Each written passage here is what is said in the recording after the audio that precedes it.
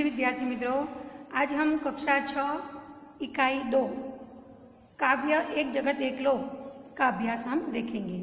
पहला प्रश्न है, निम्नलिखित प्रश्नों के उत्तर दीजिए। उसमें एक जगत एक लोक ऐसा कवि ने क्यों कहा है? यह प्रश्नों के उत्तर जब आपने वीडियो अच्छी तरह से देखा होगा तभी आपको समझ में आएगी। इस प्रश्न का उत्तर है कि यह संसार एक मानव लोक है। एक ही चंद्रमा सारे संसार में अपनी चांदनी फैलाता है। एक ही सूर्य सारे संसार को प्रकाशित करता है। दुनिया के सभी लोग एक ही आसमान के नीचे और एक ही धरती पर रहते हैं। इस प्रकार प्रकृति के तत्व हम सब के लिए हैं। इसीलिए कवि ने कहा है कि एक जगत एक लोक। दूसरा प्रश्न, एक रक्त का अर्थ समझाइए। एक रक्त का अर्थ यानी मनुष्य चाहे किसी भी देश, जाति और धर्म का हो, उसके रक्त का रंग लाल ही होता है। रक्त के रंग की समानता से साबित होता है कि पूरी मनुष्य जाति एक है। भले ही हमारे रंग रूप अलग अलग हो, परंतु भीतर से तो हम सभी एक ही हैं। तीसरा प्रश्न, हमारा धर्म क्या होना चाहिए? तो सबकी प्रगति हो, सबको न्याय मिले और मानवता की रक्षा हो, यही हमारा धर्म होना चाहिए। हमारा जीवन सुख दुख की एक कहानी है, ऐसा कवि ने क्यों कहा है? तो कवि ने इसीलिए कहा है कि सभी मनुष्य के जीवन में कभी सुख आता है तो कभी दुख आता है। किसी का सारा जीवन न सुखी होता है न सारा जीवन दुखी होता है। सुख और दुख सभी के जीवन में बारी बारी से आते रहते हैं। इसीलिए कवि ने कहा है कि हमारा जीवन सुख दुख की एक कहानी है।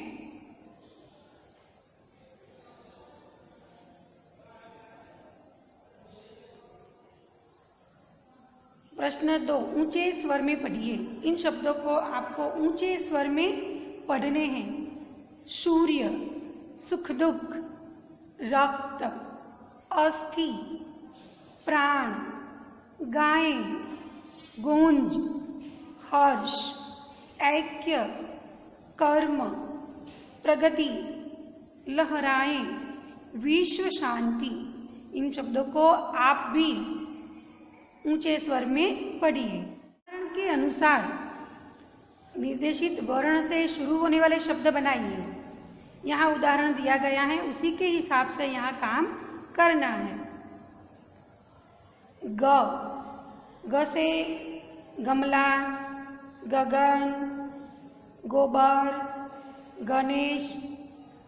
ग से घर, घड़ा, गनगोर, घना आदि। चालाक, चमड़ा, चमेली, चमक। ममता, मसाला, मौसम, मामला आदि। प्रश्न 4, शब्द सारिणी। यहाँ उपरोक्त सारिणी में कुछ सार्थक शब्द दिए गए हैं, उन्हें ढूंढिए और उनका वाक्य में प्रयोग कीजिए। उदाहरण दिया गया है जैसे बाइबिल। यहाँ बाइबिल शब्द खोजा है, देखो उसका वाक्य प्रयोग है, बाइबिल धर्म ग्रंथ है। इस प्रकार हमें और शब्द खोजने हैं और उसके अर्थ लिखने हैं। महाभारत, यहाँ महाभारत शब्द मिला तो महाभारत एक धार्मिक ग्रंथ है। बाइबिल के नीचे शब्द है हिंदू। हिंदू मंदिर में जाते हैं। यहाँ देखिए मस्जिद, मुस्लिम लोग मस्जिद में जाते हैं। फिर है गुरु ग्रंथ साहिब। यहाँ देखिए गुरु ग्रंथ साहिब, तो गुरु ग्रंथ साहिब जो है वह सिखों का धार्मिक ग्रंथ है। फिर अवेस्ता, यहाँ देखिए अवेस्ता अवेस्ता जो है वह पारसियों का धर्म ग्रंथ है। फिर सिख, सिख शब्द है, सिख एक धर्म है। फिर मंदिर, हमने आगे बनाया हिंदू मंदिर में जाते हैं। रामायण, रामायण हिंदुओं का एक पवित्र ग्रंथ। फिर है साईं, साईं यानी एक संत का नाम। मुस्लिम, मुस्लिम एक धर्म है। इस प्रकार हमें शब्द खोजने हैं, उसके वाक्य प्रयोग करने हैं।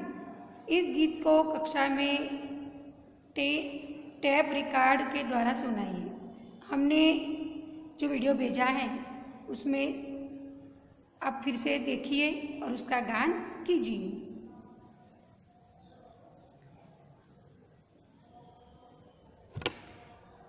अभ्यास हमने देखा। अब स्वाध्याय, निम्नलिखित प्रश्नों के उत्तर लिखिए। इस काव्य में प्रकृति के कौन कौन से तत्व हैं? तो इस काव्य में प्रकृति के तत्व हैं चंद्रमा, सूर्य, भूमि, आकाश, हवा और पानी। दूसरा प्रश्न, काव्य का शीर्षक एक जगत एक लोक क्यों रखा गया है? तो इस काव्य का शीर्षक एक जगत एक लोक इसीलिए रखा गया है कि पूरे विश्व को एक ही सूर्य प्रकाश देता है। विश्व में एक ही प्रकार की हवा और पानी सबको मिलता है। सबका जीवन भी सुख दुख की एक कहानी है। सभी मनुष्यों का शरीर मांस और हड्डियों से बना है। इस तरह कवि ने पूरे विश्व की एकता सिद्ध की है। इसीलिए इस काव्य का शीर्षक एक जगत एक लोक रखा गया है। आप इस काव्य को और कौन कौन से शीर्षक देना चाहेंगे? तो हम इस काव्य को एक धरा, हम सब एक विश्व बंधु, एक विश्व ऐसा शीर्षक देना चाहेंगे। प्रश्न 4, सभी नदियां अलग अलग हैं, फिर भी कवि क्यों कहते हैं कि एक ही पानी? तो सभी नदियों के पानी की वैज्ञानिक संरचना एक जैसी ही होती है। सभी नदियों के पानी का मनुष्य के लिए एक जैसा ही उपयोग होता है, जैसे कि नहाने धोने के लिए, खाने पीने के लिए। इसीलिए कवि ने अलग अलग नदियों के पानी को एक ही पानी ऐसा कहा है। इस प्रश्न को देखिए। विलोम अर्थ वाले शब्दों के जोड़े बनाइए और उदाहरण अनुसार वाक्य में प्रयोग कीजिए। यहाँ जो वर्तुड़ाकार हैं उसमें जो शब्द दिए गए हैं उसमें से आपको शब्द खोजकर यहाँ लिखने हैं। विलोम शब्द, तो पहला शब्द यहाँ पर लिखा है पास, उसका विलोम है दूर। शुभ, शुभ शब्द का विलोम है अशुभ। चेतन, उसका विलोम है जड़। जीवन, उसका विलोम शब्द है मृत्यु। स्वामी, इसका विलोम शब्द है दास। प्रकाश, इसका विलोम शब्द है अंधकार। यह जो शब्द हमने यहाँ पर लिखे हैं इसके वाक्य प्रयोग करने हैं। उदाहरण देखो, मेरे घर के पास मीना का घर है। पास, ये जो पास शब्द है इसका वाक्य प्रयोग यहाँ किया है। मेरे घर के पास मीना का घर है। दूसरा वाक्य है मीना का घर मेरे घर से दूर नहीं है। दूर, यह जो दूर शब्द का प्रयोग यहाँ पर करके वाक्य बनाया गया है। इसी प्रकार यहाँ जो शब्द दिए गए हैं उन सभी शब्दों का आपको वाक्य प्रयोग करना है। यहाँ देखिए, इस तरह आपको वाक्य प्रयोग करना है जो मैंने वाक्य प्रयोग यहाँ किए हैं। इसी प्रकार आपको वाक्य प्रयोग करना है। आप कोई भी वाक्य बना सकते हैं। प्रश्न 3, उदाहरण के अनुसार समान प्रास वाले शब्द बनाकर लिखिए। समान प्रास, प्रास यानी समान तुक वाले शब्द, जैसे कि यहाँ उदाहरण दिया गया है, आना, पीछे आ सुनाई देता है, उसी प्रकार प्रास वाला शब्द लिखा है, जाना। कई प्रकार के शब्द इस प्रकार बन सकते हैं। यहाँ पहला शब्द है सुनकर, तो समान प्रास वाला शब्द यहाँ पर है पढ़कर। इसी में से हमें ढूंढकर लिखना है। मेहरबान तो बागबान, शेठानी तो उसका समान प्रास वाला है जेठानी। इस प्रकार इसी में से आपको शब्द ढूंढकर लिखना है। निम्नलिखित भाव दर्शाने वाली काव्य पंक्तियां लिखिए।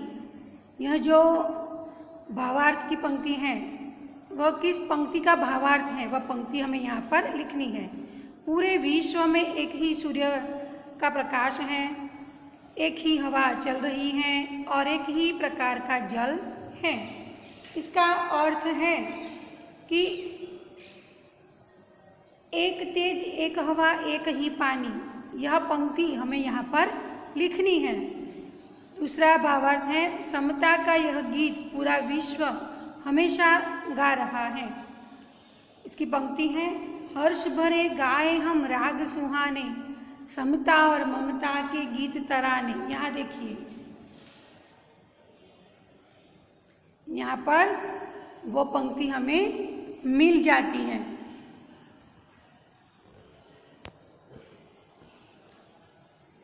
हर्ष भरे गाए हम राग सुहाने, समता और ममता के गीत तराने, यह पंक्ति उस भावार्थ की है।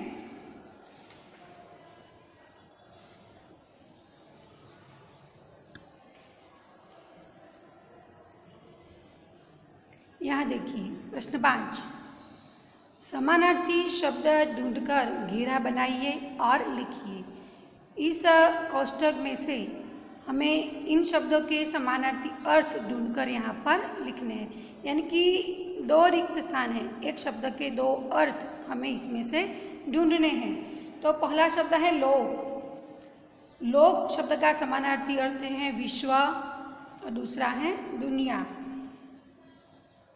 मान, मान शब्द का समानार्थी अर्थ है सम्मान, तो यहाँ पर है सम्मान।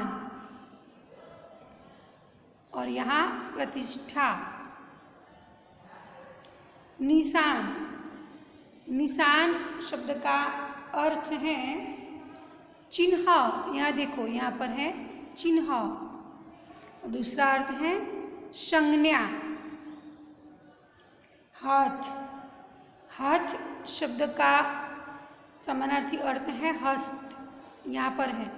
और दूसरा अर्थ है पानी, यहाँ पर है देखो पानी। 5वां शब्द है अंबर, तो अंबर का समानार्थी अर्थ है आसमान, गगन और आकाश। 3 शब्द इसमें हैं। यहाँ 2 ही रिक्त स्थान हैं, आपको यहाँ लिख देना है। यहाँ पर देखिए प्रश्न 5 में आपने जो 2 समानार्थी शब्द ढूंढे हैं, प्रश्न 5 2 समानार्थी शब्द जो ढूंढे हैं उनका वाक्य में प्रयोग कीजिए।